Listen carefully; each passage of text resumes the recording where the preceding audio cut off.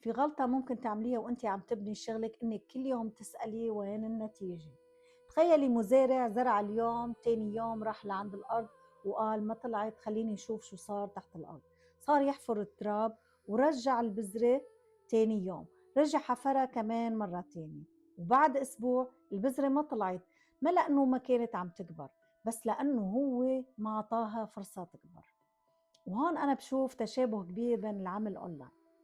تنزلي فيديوهات وما ياخد مشاهدات، بتقولي ما رح كمل. تتعلمي مهارة وما تزبط معكي من أول مرة، بتقولي يمكن ما أقدر. تتواصلي مع ناس وما يردوا، بتقولي لحالك يمكن الموضوع ما بيناسبني.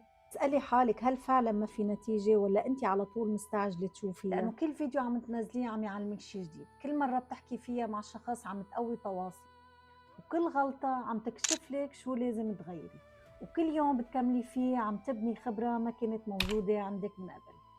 ما شرط تكوني شايفة النتيجة حتى يكون في شي عم بيصير. المزارع ما بيحفر الأرض كل صبح ليتأكد إنه كبرت البذرة، بيسقيها، بيعتني فيها وبيعطيها وقتها. وأنت كمان اشتغلي، اتعلمي وعدلي وكملي، بس لا تحكمي على حلمك كل يوم. إذا أنت بمرحلة عم تزرعي ولسه مستنية النتيجة، اكتبي لي مكملة بالتعليقات، وخلينا نشوف قديش في ناس لسه عم تسقي حلمها وما استسلمت.